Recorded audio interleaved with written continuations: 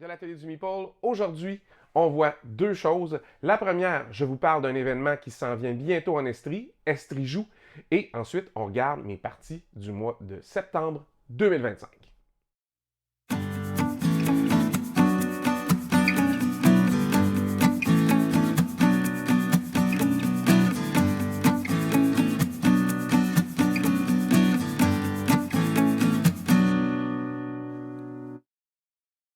Alors, première des choses, je voulais prendre un moment avec vous pour vous parler d'Estrijou. Estrijou, c'est quoi? Estrijou, c'est le plus grand rassemblement de joueurs de jeux de société en Estrie à chaque année.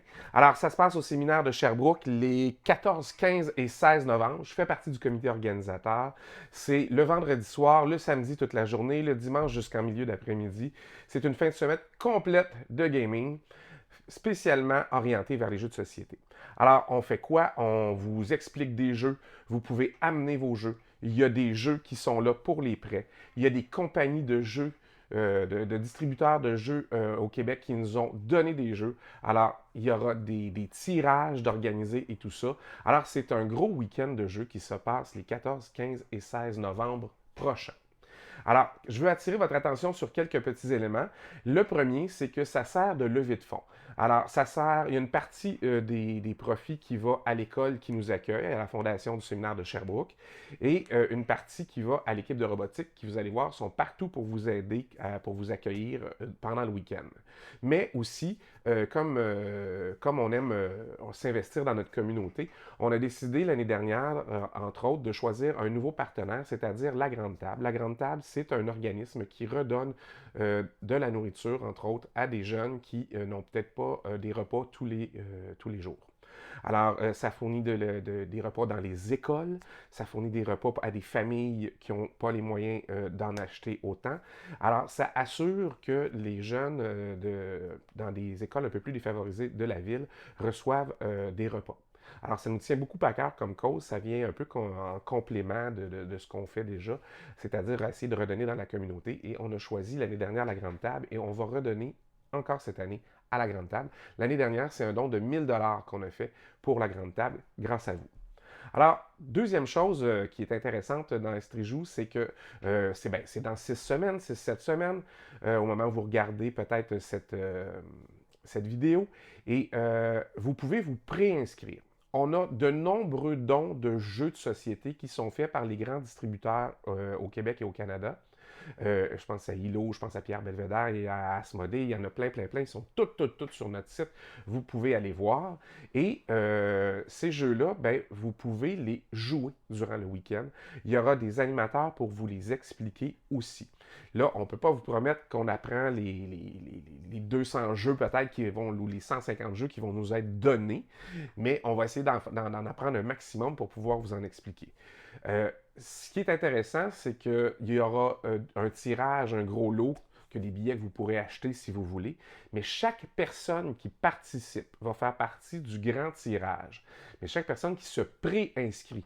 Alors, c'est pour ça que je vous en parle là, parce que comme les préinscriptions sont ouvertes depuis une semaine, ben, vous pouvez vous inscrire à l'avance et ça vous assure une participation.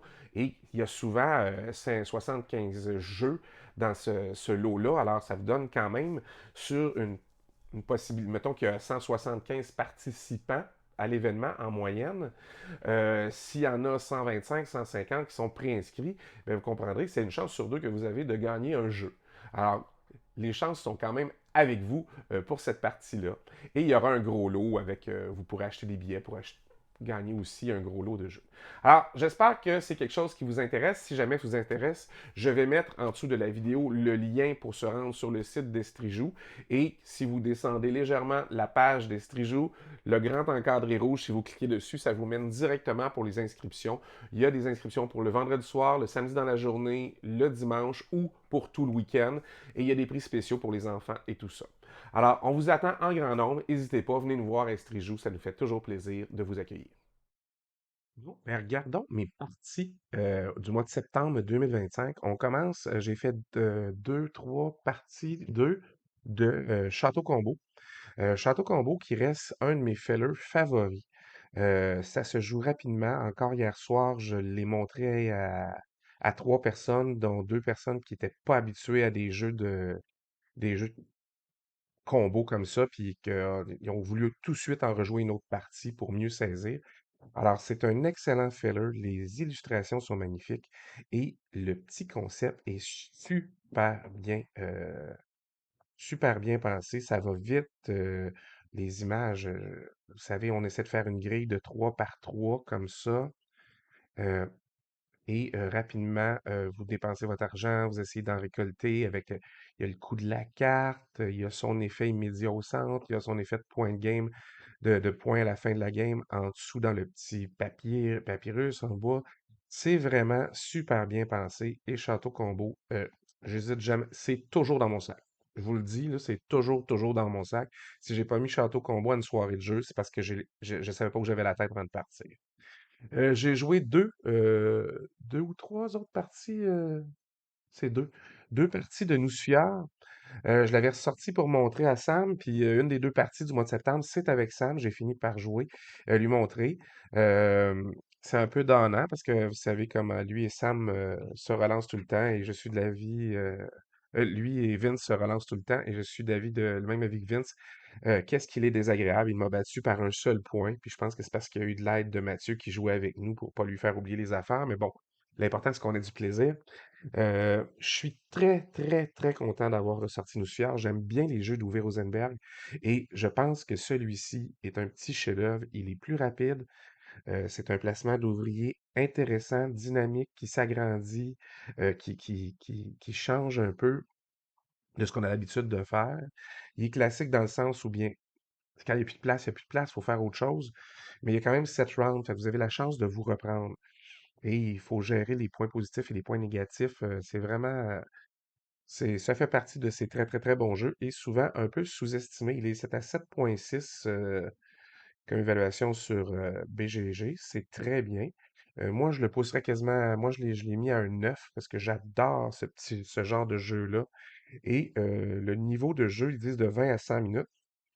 Ça peut être un petit peu plus long si vous avez des gens qui paralysent, là, mais c'est parce qu'ils jouent à 5. On le joue à 5 une couple de fois, puis c'est pas trop long non plus.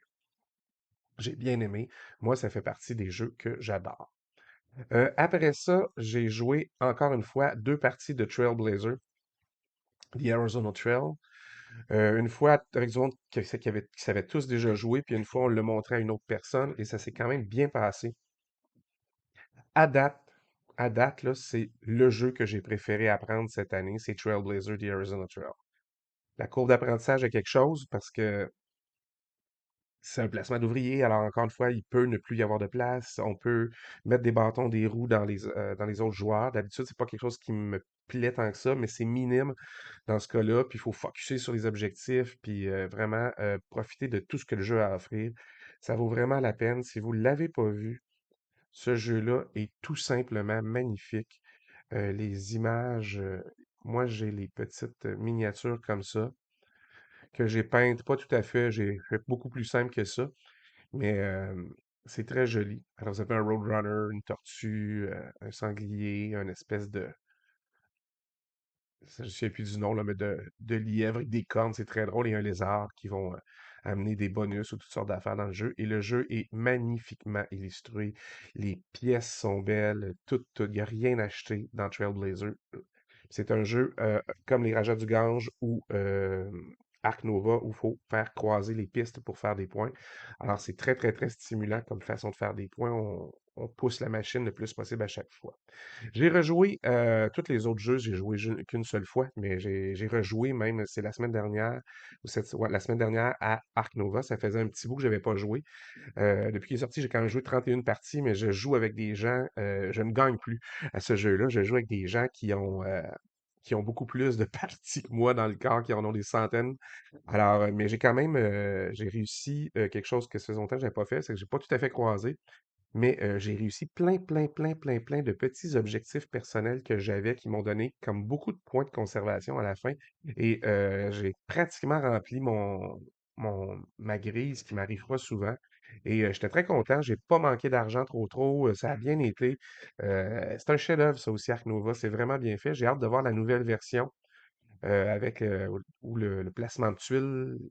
va être plus important, Sanctuary que ça s'appelle, et l'endroit où vous allez mettre vos tuiles, ça va être beaucoup plus important que présentement. Alors, il va y avoir des incidences de pointage, alors j'ai bien hâte de voir Sanctuary.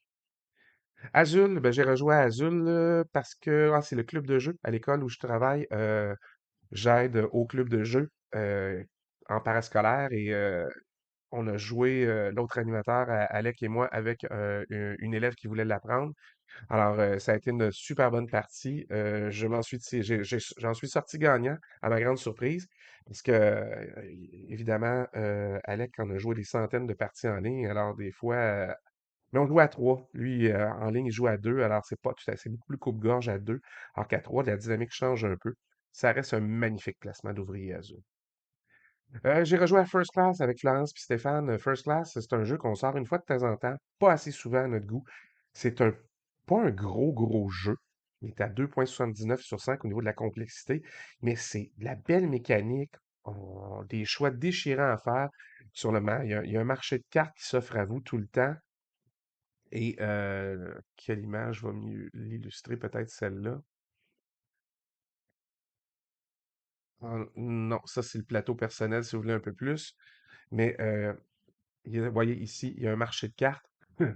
Et si il y a moins de temps de cartes dans la zone des lignes, mais le restant des cartes disparaît complètement pour le choix des autres.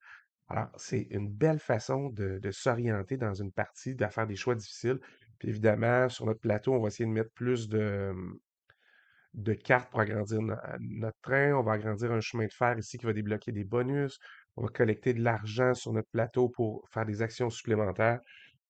C'est vraiment très bien pensé. Et directement dans la boîte, vous voyez, il y a des cartes avec des X, mais il y en a aussi avec des lettres. Et vous faites un mélange différent d'une partie à l'autre. Alors, il y a énormément de rejouabilité dans ce petit jeu-là. Euh, c'est Stéphane qui le possède. On joue souvent là, avec Florence. Ta blonde, on aime bien ça. Puis moi, si je tombe sur ce jeu-là un jour, c'est sûr que je l'achète. J'ai rejoué à Fromage. Que voulez-vous?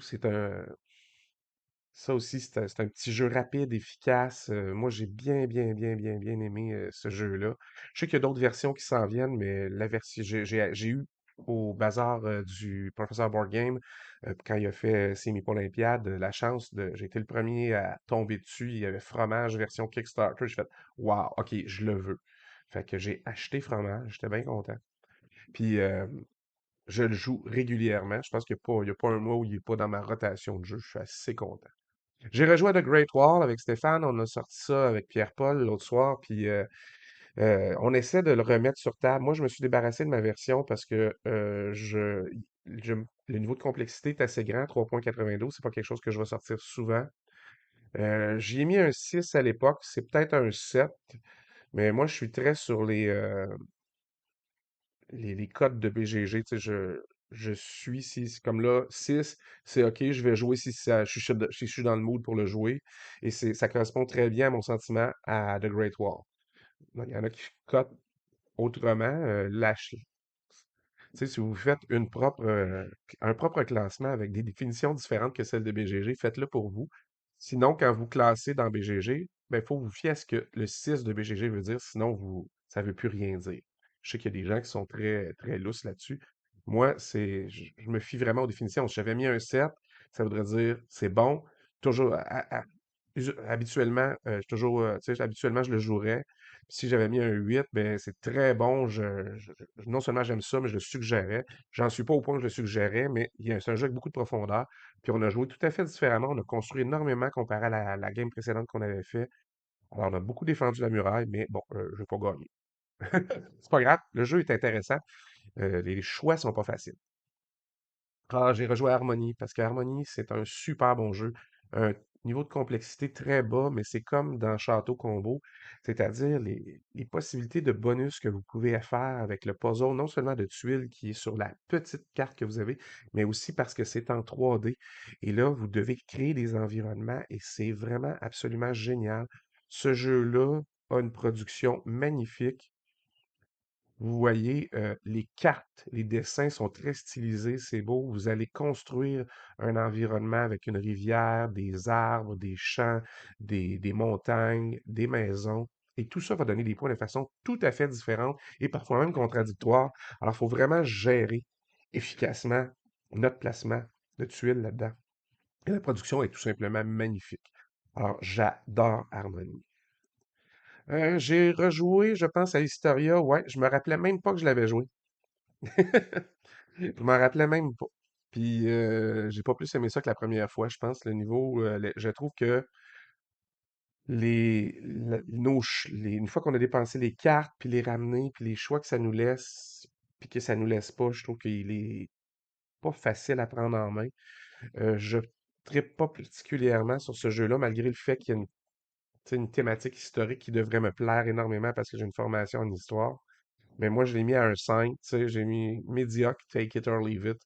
Euh, je pense pas que c'est un mauvais jeu, mais pour moi, ça shine pas, ça brille pas d'aucune façon. Là, je vais m'en rappeler. La prochaine fois qu'on va le sortir, je vais probablement choisir un autre jeu pour aller jouer. Mais c'est pas que le jeu est mauvais en soi, je pense qu'il fait juste pas me correspondre du tout. Mathieu nous a fait jouer à Inc. Récemment dans une soirée de jeu. Alors, assez intéressant, Inc. Euh, j'ai trouvé que c'était d'une abstraction un peu. C'est abstrait de chez abstrait, là. Ok, j'ai mis un 6. C'est OK. Je pense qu'il y a plein d'autres jeux qui font la même job de meilleure façon. Puis, fait que je suis pas sûr que je rejouerais j'achèterais pas Inc. Tu sais, s'il est là, puis ça donne, je pourrais rejouer, là, ça m'a pas déplu. Mais je peux pas dire que c'est fou, là, puis que j'ai que ça en tête pour jouer, là, pas du tout. Pas du tout, pas du tout. Mais le jeu n'est pas mauvais. Hein, il est récent, puis il est classé 6800 dans les rangs de BGG, là, mais tu sais, c'est pas une grosse complexité. Ça dure pas très longtemps, mais c'est pas non plus un jeu qui brille beaucoup, là. Son absence me fait pas de peine. J'ai joué pour la première fois à King's Breakfast, le déjeuner du roi, qui est un petit jeu de draft de cartes avec. C'est sans prétention. Ça dure 15-20 minutes et c'est très drôle parce que ça peut être très coupe-gorge. On veut avoir plus le roi mange d'un item, si on en a, on va faire plus de points, mais si on en a plus que lui, on ne score pas parce que le roi est un peu jaloux qu'on en ait plus que lui. Alors, il y a peut-être 6-7 éléments qu'on peut manger, puis il faut drafter en fonction d'en avoir beaucoup de ce que le roi a, mais jamais plus. Alors, c'était vraiment, vraiment intéressant. J'ai aimé ça. C'est un vieux jeu, là. Je sais pas de quelle date, là, mais c'est 2003. 2003. Fait que c'est pas récent du tout, mais c'était très rigolo. J'ai aimé ça, là, pour un petit jeu de cartes. C'était vraiment bien fait. Neko Syndicate, ça faisait un petit bout que je l'attendais. Je pense que quand il est sorti, j'ai pas eu la chance de mettre la main dessus, mais là, il est revenu en magasin et j'ai mis la main dessus. J'en ai déjà fait une partie, j'ai adoré. Un beau petit jeu. J'y ai mis un 7. C'est vrai, c'est bon, puis je vais vouloir le jouer, c'est certain. Le niveau de complexité est pas énorme, 2,53 sur 5, mais c'est un jeu de Danny Garcia. Puis Danny Garcia, c'est un de mes designers préférés. C'est le gars derrière Barcelona, puis derrière Windmill Valley, puis derrière Daitochi. Puis j'ai beaucoup aimé jouer à Nico Syndicate. J'ai pas de jeux pratiquement qui sont des pick-up and delivery, alors qu'on doit faire de la livraison. Alors vous devrez produire et livrer des sushis avec votre syndicat des chats. Et vous allez construire une espèce de pyramide. Fait qu'à chaque coup, votre personnage principal va descendre sur cette carte-là, choisir à gauche ou à droite. S'il vient à droite, ben, sa prochaine action va être sur cette carte-là. Il va choisir à gauche ou à droite. S'il choisit à gauche, il va descendre sur cette carte-là. Et ce qui est intéressant, c'est que sur la première rangée, il fait l'action une fois. Sur la deuxième rangée, il peut faire l'action deux fois. Fait qu'ici, il peut produire du riz jusqu'à deux fois. Ici, il peut faire des sushis bleus. C'est du macreux, je pense. Deux fois. Fait que vous voyez qu'il y en a mis deux là. Et ici, il pourra faire une des deux actions et celle-ci force 3. Alors, c'est vraiment un petit engin super le fun à gérer, que vous allez construire vous-même, que vous allez adapter vous-même. Moi, j'ai aimé ça. J'ai beaucoup aimé ça, j'ai hâte de rejouer. Alors, c'est un petit jeu sans prétention que j'aime bien jouer. Après ça, j'ai joué une partie de Space Base. Space Base, c'est un classique de John D. Clare, là. Moi, j'ai quelques jeux de John D. Clare que j'aime bien, Ecos, ça. Je suis pas un fan de tous ces jeux, mais comme dit un de mes amis, avec lui, c'est soit c'est un chef-d'œuvre ou c'est ordinaire, mais ça fonctionne assez bien. Il y a un marché de cartes. On veut avancer sur certaines pistes ici en bas. On bonifie en changeant nos cartes, en allant en acheter les meilleures. On met l'ancienne en haut, puis là, il y a un revenu passif quand les autres lancent des combinaisons de dés que vous pouvez aller chercher. Alors, il y a beaucoup de luck, mais n'empêche que c'est très, très, très, très, très, très intéressant à jouer à ça. Euh, c'est pas très complexe non plus, mais on aime bien. On aime bien. Voyez-vous, le 2,13 sur 5, c'est pas complexe, mais il est bien coté à 7,5. Pas pour rien. Vantage, j'ai rejoint une partie de Vantage. Pour un co-op, là, j'aime ça. Euh, Malgré ou contre le hype, là, j'aime beaucoup ça. Il va jusqu'à 6 joueurs. Je suis pas sûr que je le jouerai à 6 joueurs. J'aurais une réticence. Moi, je pense qu'on l'a joué à 2, on l'a joué à 3. On l'a-tu joué à 4? Je sais pas si on l'a joué à 4, mais je pense qu'après 4, j'arrêterai. C'est sûr qu'on a plus de façons de s'entraider quand on est 4. Il y a plus de dés à gérer. Euh, mais ça reste que c'est une belle trouvaille de chez Stonemaier Games. Un jeu que Jamie Stegmaier a travaillé quand même 8 ans dessus. Et ça paraît, c'est bien fait. Puis ils mettent à jour, là, à chaque fois qu'il y a des petites erreurs, des petites affaires, là, la communauté est très active. Tout est à jour. Puis ça en vient bientôt un pas un upgrade, mais un petit patch pack où vous allez pouvoir mettre des collants dans les petits livres, là, puis corriger les petites erreurs. Fait que c'est vraiment de la belle production. Ça, c'est très bien fait. On a adoré. Dernier jeu auquel j'ai joué, j'ai acheté sur un coup de tête Vivarium en allant, en allant à notre magasin de jeux préféré en ville, le Griffon, avec Marie. Elle dit, ça te tente-tu? Je descends. Ah, elle m'a ramassé en passant, on est allé là. Et Vivarium, c'est un petit jeu à combo de placement de cartes, là. Vous allez choisir des cartes dans un marché de cartes. Vous allez les placer devant vous, puis plus vous en avez d'une sorte, plus ça peut vous aider. Il y a des accessoires, vous trouvez une espèce de grotte immense dans le sous-sol de la Russie, si je me souviens bien, là, de l'URSS. Il y a tout un nouvel environnement. Vous allez chercher des cartes avec ces nouveaux animaux-là, des accessoires, puis des points de fin de game. Puis, c'est la mécanique de domino qui est intéressante. C'est-à-dire que vous avez deux dominos, vous devez en échanger un avec celui qui est au centre, puis faire une combinaison. Comme ici, c'est 3-1 puis 3-2. Fait que vous pourriez prendre la troisième rangée, troisième carte. Voyez-vous, elle a été prise. Mais ça peut être la deuxième rangée, troisième carte, puis prendre celle-là, qui est ici, la verte. Alors, c'est très dynamique, puis vous vous échangez les dominos comme ça pour faire des actions différentes, puis modifier où vous allez chercher les choses. J'ai trouvé ça super intéressant. Encore une fois, c'est un petit jeu, c'est passé un peu sous le radar, Vivarium, mais si vous avez ça dans votre collection puis ça dort, sortez ça. Sortez ça, c'est vraiment sympathique. Et la production est magnifique, les dessins sont superbes et euh, les dominos sont de très belle qualité. Alors, ça fait le tour pour mes parties du mois. J'espère que vous avez apprécié. Dites-moi à quoi vous avez joué. Qu'est-ce qui a shiné le plus? Qu'est-ce qui a brillé le plus dans vos expériences de jeu du dernier mois? Toujours intéressant de savoir à quoi vous jouez. Puis s'il y en a que vous avez joué dans le lot que je vous ai présenté, ben, je suis bien curieux de savoir quelle a été votre expérience avec ces jeux-là. Alors nous autres, on se revoit la prochaine fois. En attendant, amusez-vous.